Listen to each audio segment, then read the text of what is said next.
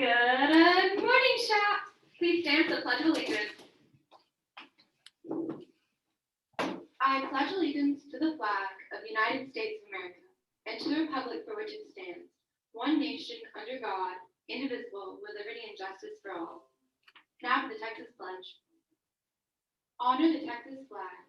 I pledge allegiance to thee, Texas, one state under God, one and indivisible. Now for a moment of silence.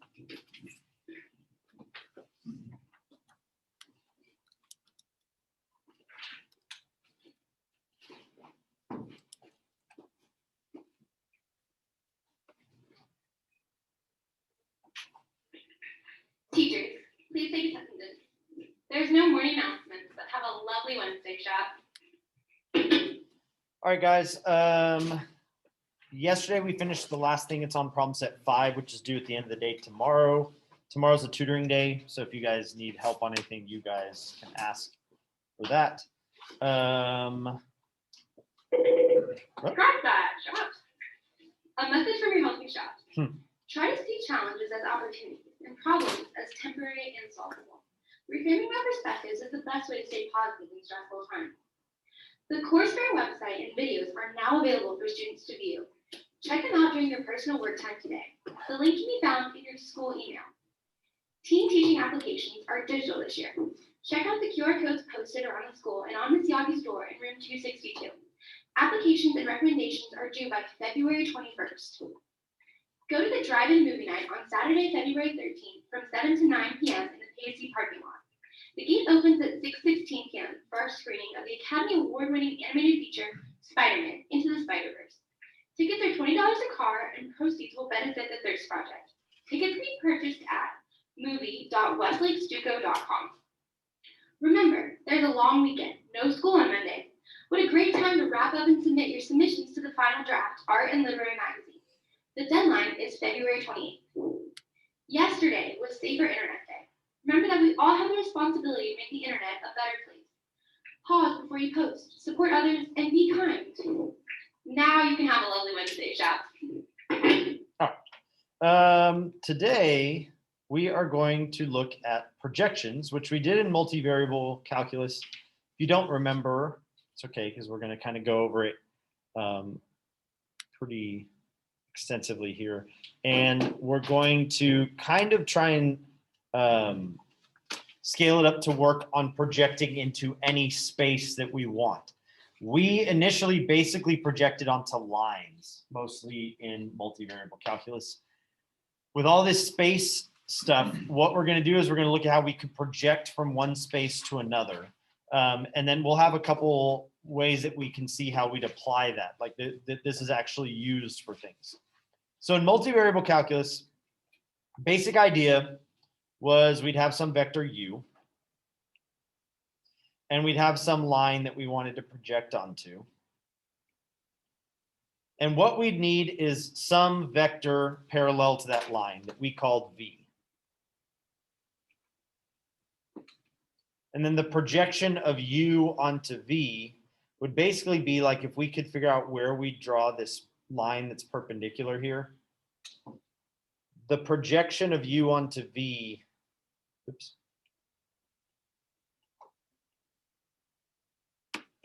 would be the component of u parallel to v. And then this component, the kind of perpendicular part, all I do is take u minus the projection. And I could get that perpendicular piece if I needed it. We didn't really use it for anything last semester, but we will actually in this one. So that part is kind of useful. But we did this projection. We ended up with a formula u dot v over the magnitude of v squared times v. So this part is just a constant.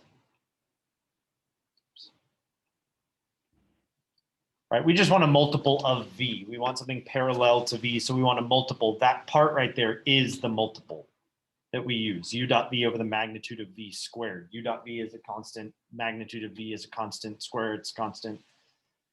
Multiplied by v, it's then a constant multiple of v, and that's giving us the projection. Okay, so that's what we used last semester. This semester, we're gonna have a very similar idea, but we're going to try and kind of generalize this formula to work with things other than lines. So if my space I'm trying to project onto is not one-dimensional like a line, if I'm trying to project onto something two-dimensional or three-dimensional or four-dimensional or five-dimensional, what would we do differently? And we'll see that it's not all that much different, but it'll have to do with matrices.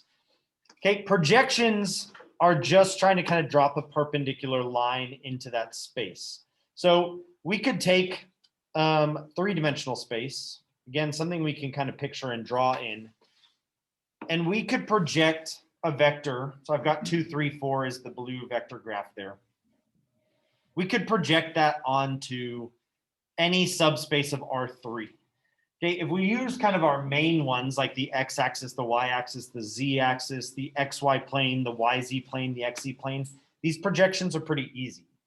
Like if we did the projection onto the y-axis, picture just dropping straight from wherever I am, perpendicular to the y-axis. Just draw a line down there. And what we would see is we'd end up with the vector that just has the y component, right? 0, 3, 0. If I basically zero out the other components, that'll put me on the y-axis, and I can just draw a perpendicular line from where I am in space there. Or I could go to like the xz plane.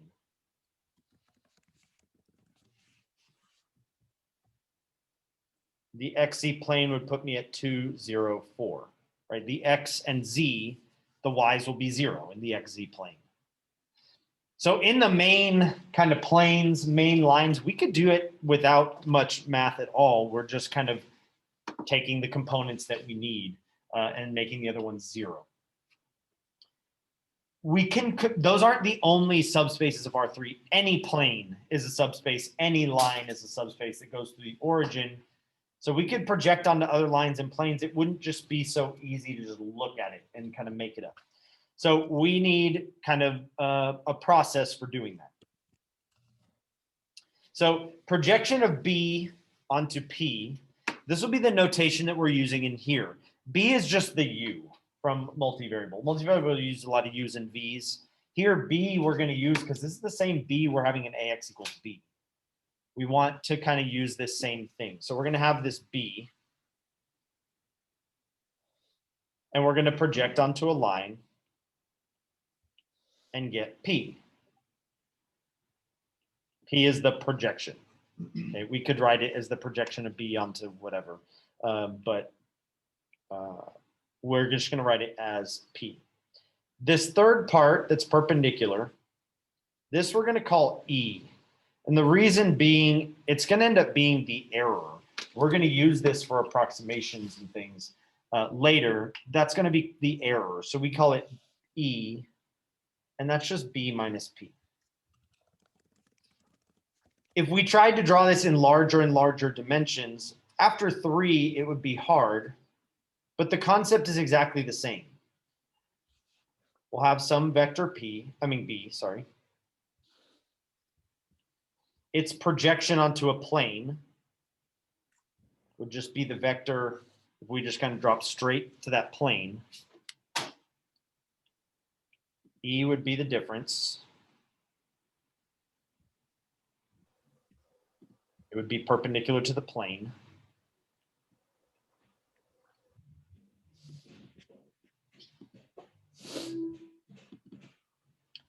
And then the higher order, the dimension, it'd be the same picture. It's just that we have a hard time then drawing what a 3-dimensional space would look like, or a 4-dimensional or 5-dimensional space. Once you pass 2, it's kind of hard to draw that. But we can do planes, lines, and then we can kind of picture, same idea. I have a vector and I just want to kind of like put that vector, get the part of the vector that's running in the space we're interested in, and then the part that's perpendicular. And if I add those two together, I should get my original vector. Okay, we're going to use matrices to do it, because while there's formulas to do it onto lines, there's a formula to do it onto planes. We probably could come up with a formula to do it on something 3-dimensional, on something 4-dimensional, but we can just use a matrix that will project onto whatever size dimension we want. And all we do is we multiply, again, from the left, kind of like we do AX. We'll do P times B will give me my projection.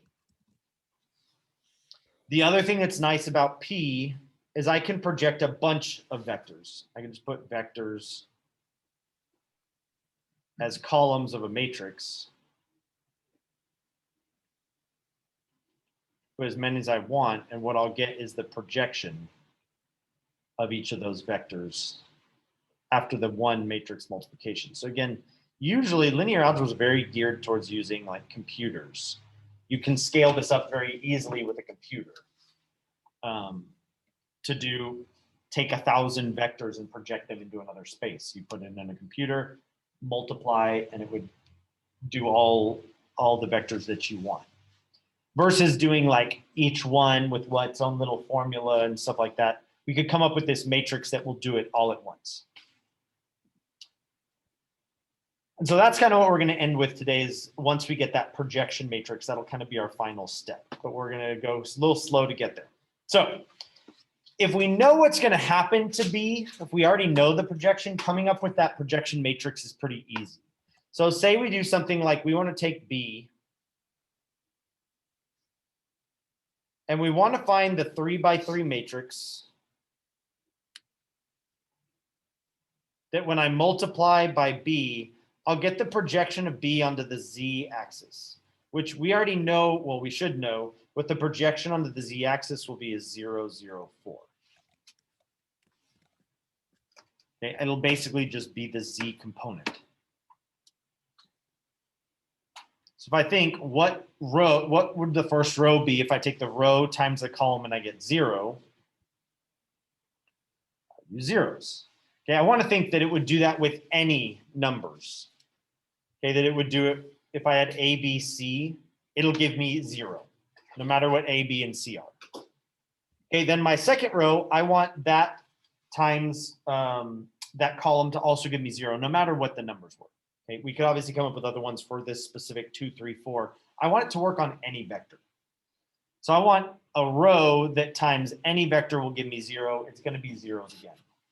Then I want a row that times any vector will just give me the Z component. Okay, in this case, 4. That's just going to be 0, 0, 1.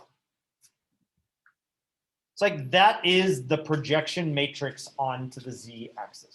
I can multiply that by any vector I want. It will give me the projection onto the Z-axis. I can multiply it by a bunch of vectors at once. You'll get a bunch of projections onto the Z-axis.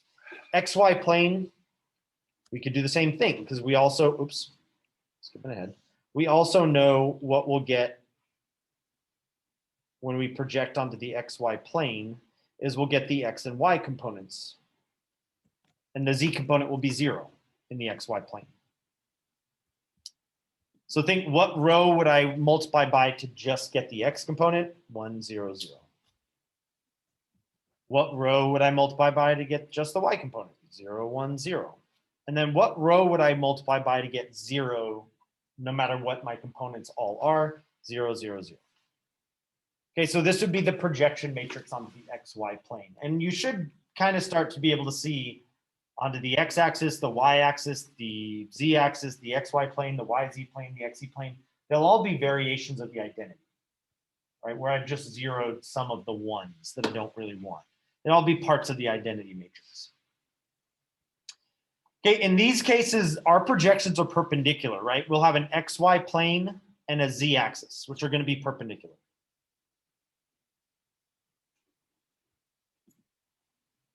Okay, going through the origin. They're actually orthogonal complements, right? Any vector on the z-axis through the origin is, if I take every vector perpendicular to that, it'll give me vectors in the xy plane. If I take any vector in the xy plane, all the things perpendicular to it will be running along the z-axis. Okay, so they're orthogonal complements. Their dimension should then add to 3. I get a one-dimensional thing and a two-dimensional thing, and I put them together and I get my three-dimensional thing. Every vector in R3 is a sum of the parts of those two spaces, right? Again, this is basically what we went over yesterday. If I have this vector here, I just would take the component that would put me directly underneath it, the component that would put me right next to it, okay, put them head to tail, add them together, and you're going to get any component in 3D space. Take some part in the XY plane plus some part in the Z-axis, and you can get anywhere you want, right? XY plane will put you anywhere horizontally, kind of. And then the Z-axis will let you go straight up or down from there. And we could have chosen other things, right? We could have chosen like the XZ plane and the Y-axis. We'll do the same thing, or the XY plane and the XZ plane and the Y-axis, the YZ plane and the X-axis. We'll do the same thing. And then other planes and other perpendicular axes would work too. They would just be harder to come up with. Okay, since they're orthogonal complements, when I add the two projections together, I'll get the vector, right? When I add 2, 3, 0 and 0, 0, 4, I'll get 2, 3, 4, which was B. And then notice if I add the two projections together, I'll get the identity matrix. This should also make sense because if I take this, this is P1B plus P2B. Okay, that's what projection 1 plus projection 2 would be. That's the projection of B onto the first thing and onto the second thing. This is just giving me B. Well, if I factor out a B, that's the projection 1 plus projection 2 times B gives me B, which means this thing should be the identity matrix. Okay, so if I have orthogonal complements, once I find their projections, when I add them together, I should get the identity. Which also means all I need to do is find one, and I can get the other by subtracting, which is an easier thing than a bunch of multiplication, which is what we're gonna have to do to find these to begin with. So once I get one of them, if I want the orthogonal complement projection matrix as well, all I do is subtract from the identity. Uppercase P is a matrix. The lowercase p's are vectors. So lowercase p is a projection. Uppercase P is the matrix that would give you that projection. All right. So again, we're just going to kind of go back through what we did in multivariable calculus to kind of get that formula. And then we'll kind of generalize it to be a work for anything, not just lines. So say we have a point B, and it's in m-dimensional space, 3-dimensional, 4-dimensional, 5-dimensional. It doesn't matter how many components there are. And then we have a line that goes through the origin. Okay, we don't know how many zeros there are because we don't know what, there's m zeros. So we have a line that goes through the origin. Then vector B is going to be the vector that points to that point B that we're talking about. So that's gonna be vector B. What we're really looking for is the point on the line closest to B that we can possibly get. That's what we're really looking for in a projection, is the point on the line that's closest to B that we can get when B is not on the line. Well, distance is measured along perpendicular lines. So the shortest distance would be that one right there, whatever's perpendicular, right? We could get to that line via other paths, but those are all going to be longer paths. The shortest distance will be a perpendicular line. So this would be the point P that we're looking for. It's the closest to B that we can get on that line. The vector P would be the thing that's pointing at that.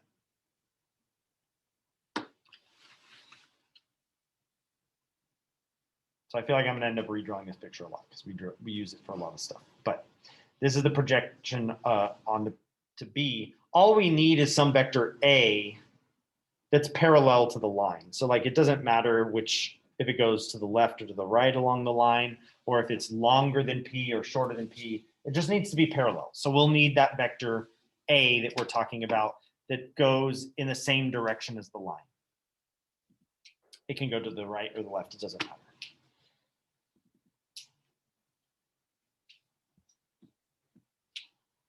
And so we'll use this picture.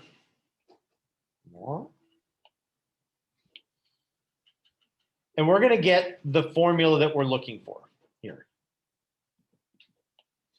So I didn't label one here, but this is E, which is B minus P.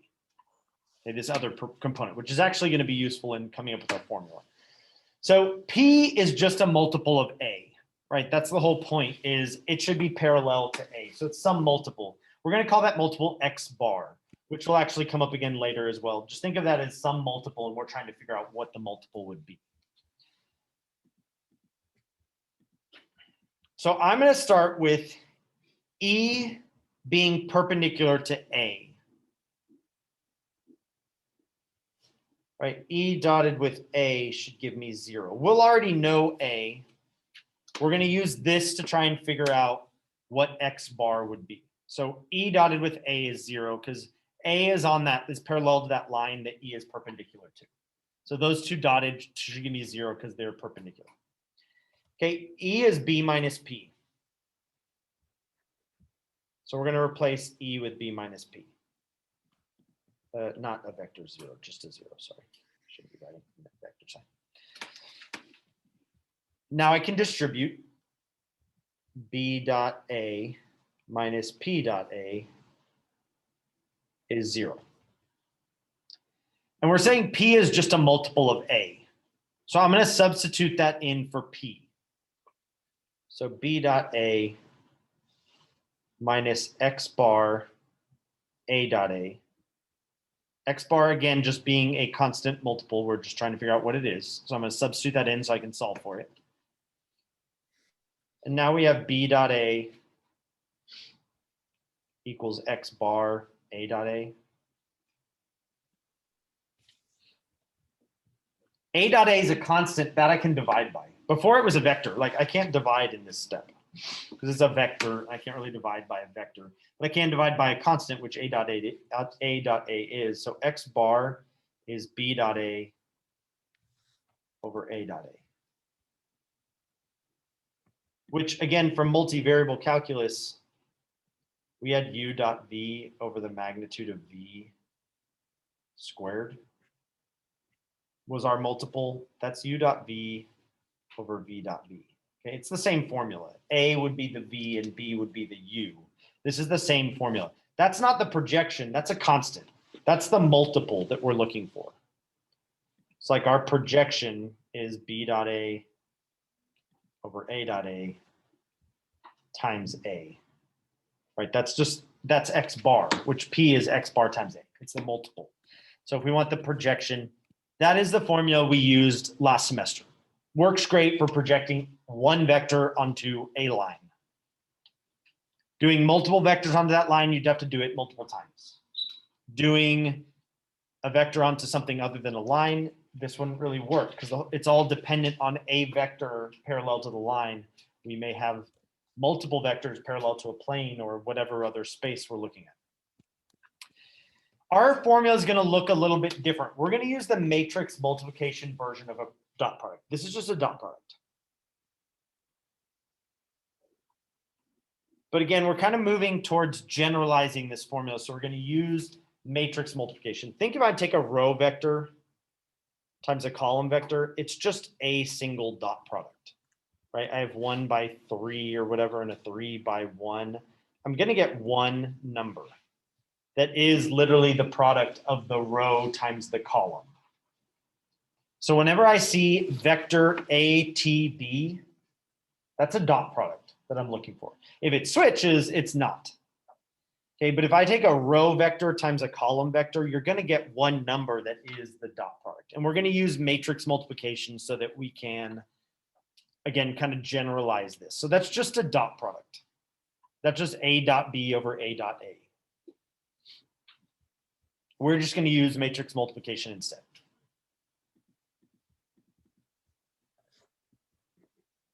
Our special cases would be if B is parallel to A, the projection will just be B.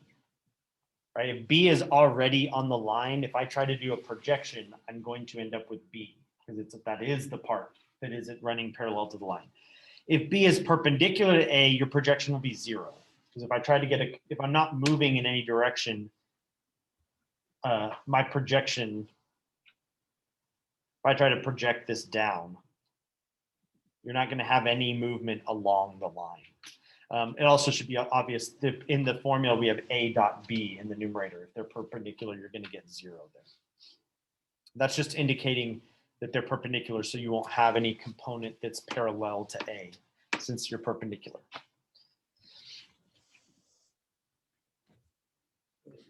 Yeah. Wait, so B onto A is B? On our notes, it says B onto A is A. It should be B. Okay. That's a typo. Yeah, it should just be B. If you project B onto A, nothing will change with B. Yeah.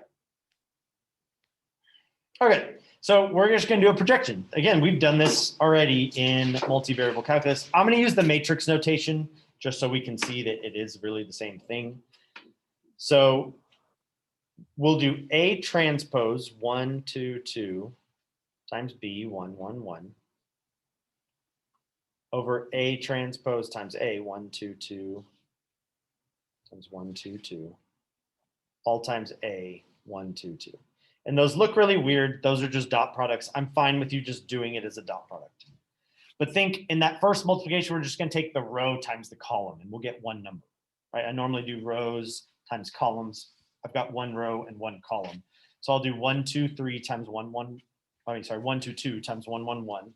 1 plus 2 plus 2 is 5.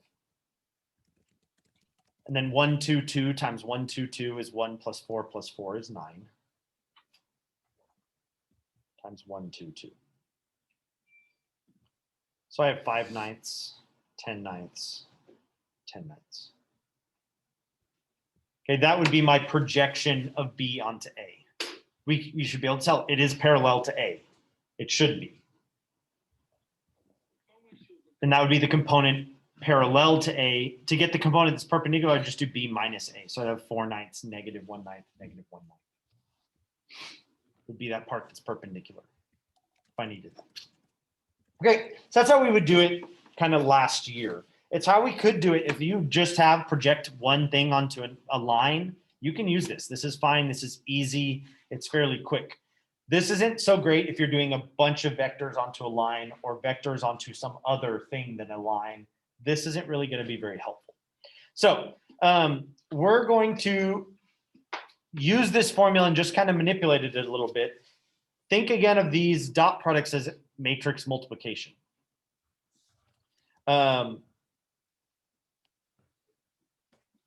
This is a vector. This is a constant. Right, that's a constant with the dot product. So I'm going to take the vector and move it to the other side. Doesn't really matter since ATB over ATA is a constant. And then I'm just going to rearrange. This is ATB. over ATA, which is AAT over ATA times B. Okay, I'm basically just going to bump this up and bump this off. Think of it as matrix multiplication. If I have A, T, B, if I multiply this, then B, or this, then A on that same side, it should do the same thing. What's going to change here is this part is not a constant anymore. Okay, this will be a matrix. Because ATA, that's a column times a row. So think if we had a 3 by 1 and a 1 by 3, when I multiply, I'm not going to get one number, I'm going to get a 3 by 3 matrix. So with that little rearranging, I'm still going to get the projection. It's going to give me the exact same thing overall, but that first part is now going to be a matrix times the vector B will give me the projection. So we're just doing a little bit of rearranging. Instead of getting a multiple of A, I'm getting a matrix times B that gives me that same projection.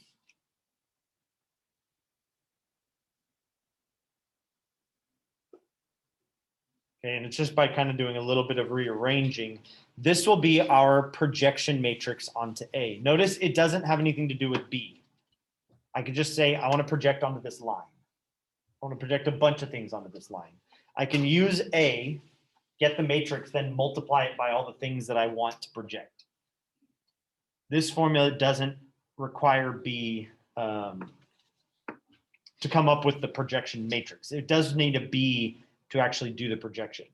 I would then take P times B, and that would give me my projections. Okay, or P times a bunch of B's to give me a bunch of projections. And you could do that in one matrix operation.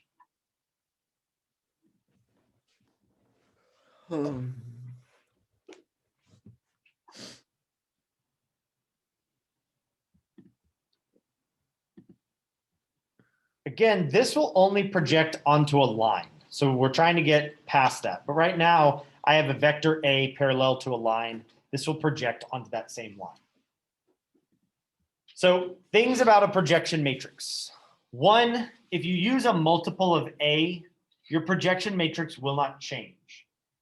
Because the magnitude of A doesn't matter. It's just the direction that's going to matter. So if I used 1, 1, 1, and you used 2, 2, 2, and someone else used 5, 5, 5, and someone else used -7, -7, -7, all of our projection matrices should come out the same. It won't affect the P, the projection matrix, because you're going to project on the same line. If I do P times P times P times P times P, it should just give me P. Okay, because think what you're doing, like if I did P times P times P times P times P times B. The first one is going to project B onto the line. The next one will try to then project that vector onto the line, but it's already on the line. So it's not going to change anything. Then the next one would try to project it onto the line again, but it's now already on the line, so it's not going to change anything. So multiplying by P a bunch of times won't do anything different than multiplying by P once. The diagonal entries should add up to 1. And then the identity minus P is also going to give you a projection. It'll give the projection onto the other side of the triangle, the perpendicular part, the part that I labeled E. Okay, I don't have to come up with a separate projection matrix, just subtract from the identity, that'll be that side. Because remember, if I add the two orthogonal things together, I should get the identity. If I subtract, I'll get the other projection. This sentence is Okay, when P projects onto one space, I minus P will project onto the perpendicular subspace. So we'll eventually be using this like, here's the column space. Well, I minus P will be, here's the projection onto the left null space. So in the one we just did, we found one that projects onto a line in the direction of A. If we did I minus P, we would get something that would project onto the plane perpendicular to A. Okay, so if we had A, and we have a projection matrix that projects onto the line through A.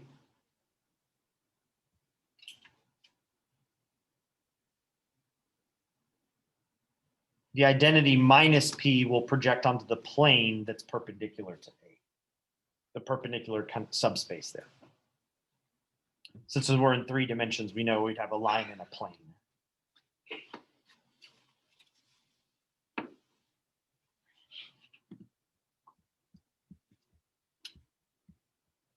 So where in our example, we projected B onto A, we could just use A, get a projection matrix, and use that to project anything onto that same line as A.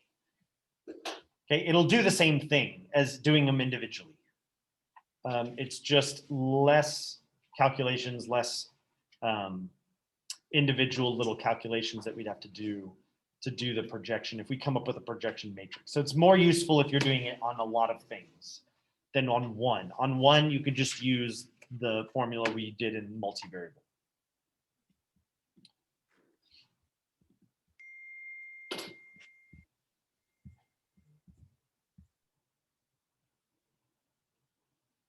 Okay, so I'm going to take the same A we did, and this I'm just going to come up with a projection matrix that we could project any vector rather than just individual ones.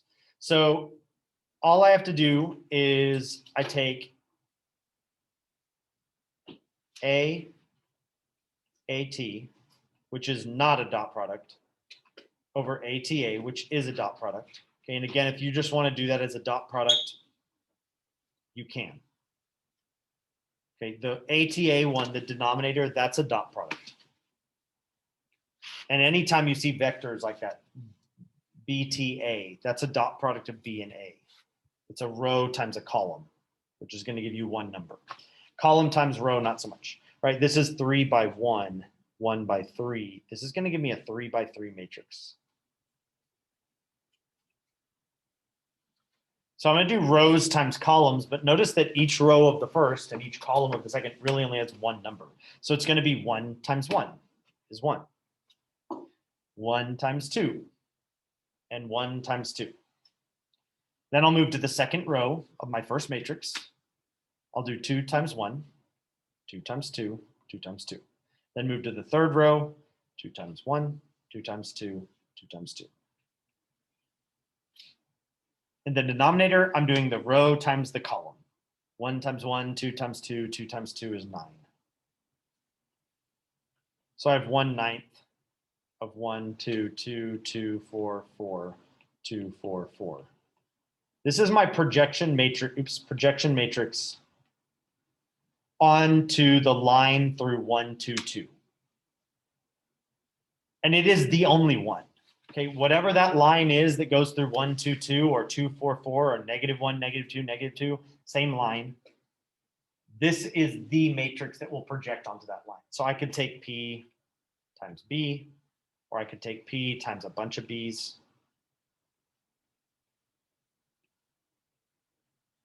Put in as columns, and it'll project them all. So this is probably more useful for projecting a lot of things than projecting one thing. The formula works fine for one. But if I want to project 50 of them, you may not want to sit there and do the little dot products and all that stuff. You do this, go to a computer or calculator and just do it all at once. All right, so we're going to take that idea and figure out how do we project on things other than A. So any subspace. So what we're looking for is a linear combination of the columns of A to get as close to vector B as we can. So we'll picture it as a plane, but it could be any space. So picture this is our column space of A. And we have vector B. And we're trying to get some linear combination of the columns of A that will get as close to B as we can. We know we cannot get B in this picture because B is not in the column space. The only thing I can get by, let's say these are my little basis vectors down here. The only thing I can get by adding those multiples of those basis vectors together is other things in the plane. So I'm basically looking for getting as close to B as I possibly can.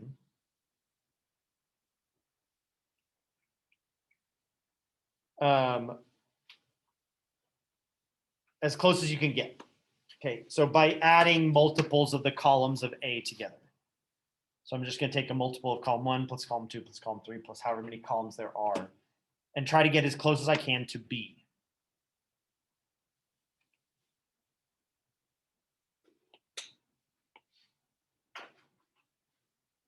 So we're going to take that and basically do the exact same thing we did with the line, but this time picture that that could be any dimension. This is going to be E, which is B minus P. And this time, instead of getting a multiple, we're taking multiples of the columns to get our projection. So instead of one number X bar, it's a vector full of X bars. Basically, what multiples of each column do I want? So picture that's a bunch of multiples of each of the columns as opposed to one single number, which is what we needed for a line. So we're going to start in a very similar place as we started before. This time we're going to start the A transpose times E should give me 0. Because the columns of A, right, the column space is the plane. The columns of A should be perpendicular to E. I can't do A times E because that would do rows times E. But A transpose, the columns become rows. And now in the matrix multiplication, I'll have rows of A, AT, sorry, which are columns of A, times E should give me 0. Zero vector? Oh, sorry. Yeah, 0 vector this time because it's a matrix multiplication. Yeah. So it'll give me a bunch of zeros. Basically, every column of A times E should give me a 0. Then we're going to do the same thing as we did before. We're going to place E with B minus P. We're going to distribute. So I'll have A transpose times B minus A transpose times P gives me 0. This time I'm going to replace P with that multiplication that A times X bar, the vector, should give me P. So ATB equals AT times A times X bar should give me 0. Oops, this is a minus on the equal sign side. And so ATA X bar should equal ATB.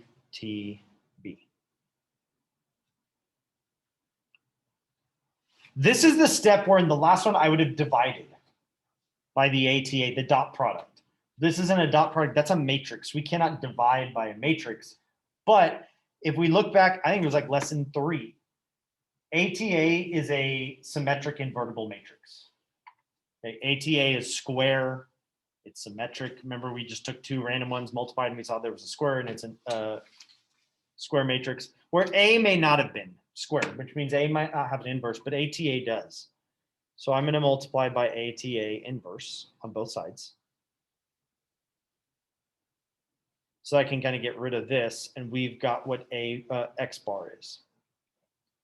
It's ATA inverse times ATB. Okay, that's a vector filled with the multiples of the columns of A that would be required to get P, our projection. So the actual projection is A times X bar. So A times that, ATA inverse ATB. This can be a mess without a computer or a calculator. This part right here can be really difficult, right? We've already seen finding an inverse can be difficult. Our stuff will mostly end up with 2x2s, which we can use the shortcut because we'll do small enough stuff that you could do that. If it got large, that inverting step would be probably the hard part. All the rest of it's not too bad. but that inverting part would be hard if it was larger than a 2 by 2, unless it was one we know a shortcut like diagonal matrices or elimination matrices or whatever. Okay, so those are kind of our two things that we'll use that we could use on any space. Okay, we want to go into a space, any space, we would just load a basis for that space into columns of A, and that would project onto the columns of A. So if I want to project onto a plane, I put a basis for that plane into columns of A, I could use this formula. If I want to project into some 3-dimensional space or 4-dimensional space or 5-dimensional space or 6-dimensional space, I put a basis for that space into the columns of A, and then I use this formula. This will project onto that space. Oops, this should be P. Sorry. The projection is going to be A, ATA inverse, ATB. The projection matrix is that thing without the B. Okay, that's what I would multiply this times B to get the projection. So if I just want the matrix, I just don't multiply by the vector B. That'll give me a projection matrix onto that space that I could use on any vector that I want, or again, a set of vectors. Notice this is basically the same formula. We had AAT over ATA was our projection matrix onto a line. Notice that these are basically the same thing. It's just I can't divide. This was a number that I could divide by. This is basically the same thing, right? ATA, but it's matrices, so it's not a scalar. So I couldn't divide, so I had to multiply by the inverse. And then I've got my AAT, that's this, A and AT here. It's the same thing. It just became matrices because I can't do one vector to describe a plane or 3-dimensional space or 4-dimensional space. I need a bunch of them. So I couldn't use a vector. I had to use a bunch. So I end up with the same exact formula. It's just that it's a bunch of vectors as opposed to one vector. So it's matrix multiplication instead of dot products and stuff like that. Okay, so we're only gonna do one example. We're gonna find a projection matrix and the projection itself. So I'm gonna find the projection matrix first. So I'm gonna take A, which our space we're projecting onto here is a plane, right? It's 2-dimensional because there's 2 columns that are independent. So we're projecting onto some plane. I could add columns and add rows and stuff and do something else, but we're going to do a plane. So I have A, AT 1, 1, 1, 0, 1, 2 as rows times 1, 1, 1, 0, 1, 2 as columns. I'm going to have to invert that thing. Times AT, so 1, 1, 1, 0, 1, 2 as rows. And we'll stick with fairly small ones. Again, most of this stuff, as it's scaled up, you would do it with a computer or a calculator. You would not continue to do it by hand. We're just learning how it works using small ones so that if you went to program something to do this or whatever, you would understand how to put it all in there. So I'm gonna have a 2 by 3 and a 3 by 2, meaning I'm gonna get a 2 by 2 matrix, which again, most of our problems, you'll probably see that, so we can use the shortcut to do inverse. So I'm gonna do row 1 times column 1, 1, 1, 1 times 1, 1, 1, add them together, I get 3. Row 1 times column 2, 0 plus 1 plus 2 is also 3. Row 2 times column 1, 0 plus 1 plus 2 is 3.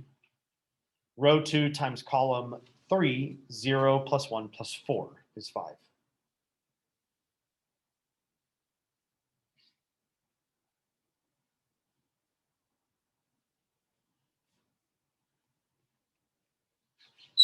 Okay, the inverse, we can use the shortcuts. The determinant is 15 minus 9 is 6. So I'm going to do 1/6. It's a constant, so I'm just going to pull it out front. 1/6. I switch the locations on the main diagonal, so this will be 5 and 3. And then switch the signs on the other diagonal, -3 and -3. And I could either multiply the first 2 or the second 2. It doesn't really matter. So I'm going to have a 3 by 2 times a 2 by 2, which will be a 3 by 2. And I'll have 1, 0 times 5, -3 is 5. 1, 0 times -3, 3 is -3. 1, 1 times 5, -3 is 2. 1, 1 times -3, 3 is 0. 1, 2 times 5, -3 is -6 plus 5 is -1. And then 1, 2 times -3, 3 will be 3.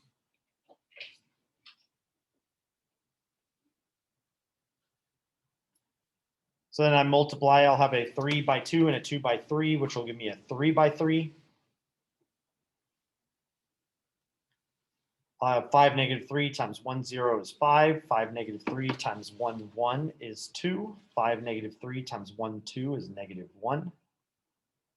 2, 0 times all those things will be 2, 2, 2. And then -1, 3 times 1, 0 is -1. Then 2, then 5. So this would be my projection matrix. Okay, it would be this thing. My projection itself, I would just take that matrix.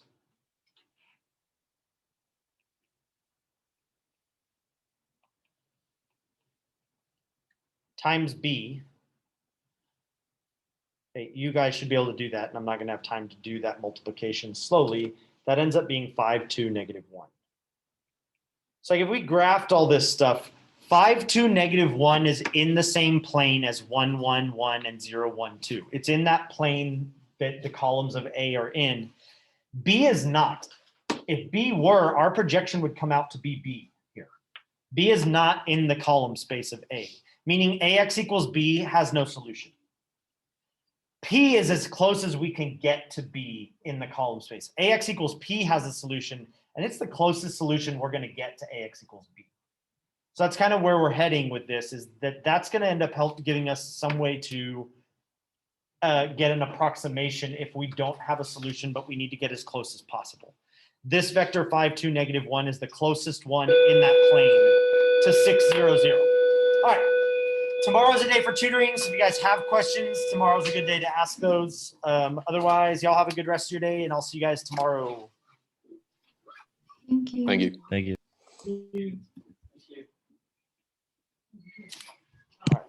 All right. Could you go back to Fair play. the Hold slide on. with the 6 rules? For whatever reason, it's muted. Okay, go ahead. Thank you. Could you go back to the slide with the 6 rules? Yes. I just didn't get the last one. Let me adjust the size here because I don't think you're gonna. Oops. Ah. Where did it go? Do you see anything right now? I see 1 through 5, but it's cut off there. Now can you see the whole thing? No, it got a little smaller. Oh wait, there we go. It corrected itself. Yes.